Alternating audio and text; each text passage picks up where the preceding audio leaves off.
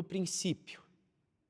Ao pensar nessas duas palavras assim juntas e de forma tão simples, vemos que são elas que dão o pontapé inicial de toda a nossa jornada.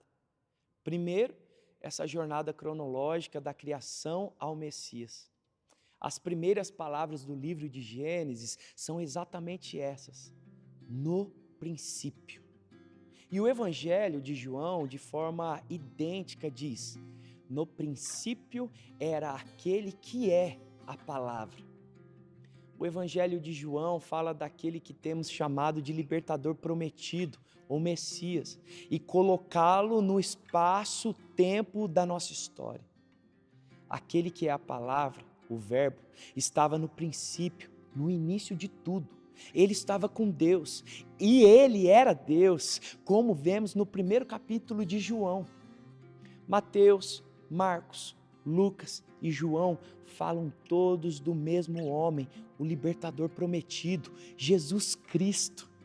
Esse seria seu nome de batismo. Jesus, que significa o eterno, eu sou, é a salvação. Cristo significa o ungido, o Messias. Sim, era ele. O momento havia chegado. Aquele que nos salvaria não seria apenas mais um profeta, apenas mais um rei, apenas mais um sacerdote.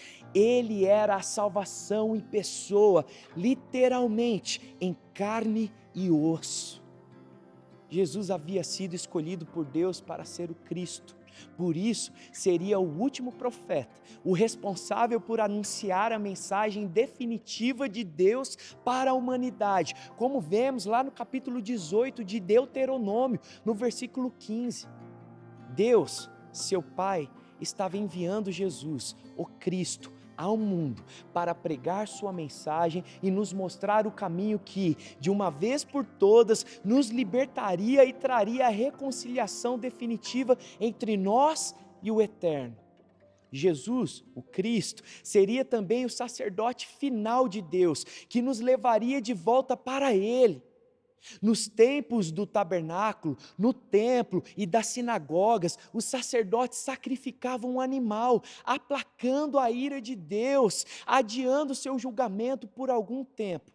Porém, agora, testemunharíamos o sacrifício definitivo, que não traria apenas a condenação de Deus sobre nós, mas nos limparia de uma vez por todas, tirando a culpa da humanidade, um sacrifício que não apenas adia a condenação, mas cancela a sentença de morte e acusação do pecado sobre nós.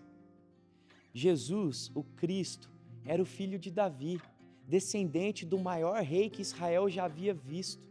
Agora, o plano de Deus era que o Messias fosse um novo modelo de rei para Israel e para todas as nações, para a nossa vida, sem mais reis em Israel que se comparassem a Davi, sem mais reis em nações vizinhas para invejarmos, sem mais intermediários entre nós e Deus.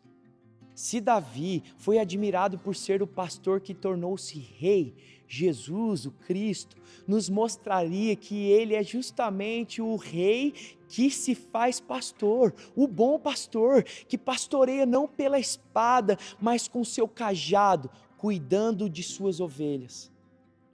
A palavra havia se tornado homem e seria profeta, sacerdote e rei. Todos esses cargos e títulos eram tudo o que Israel sempre precisou desde o início entre si e Deus. Representantes que os pastoreassem, líderes que falassem em nome de Deus e seus corações, e servos e sacerdotes que, em suas práticas, traziam o perdão de Deus ao povo. Não mais.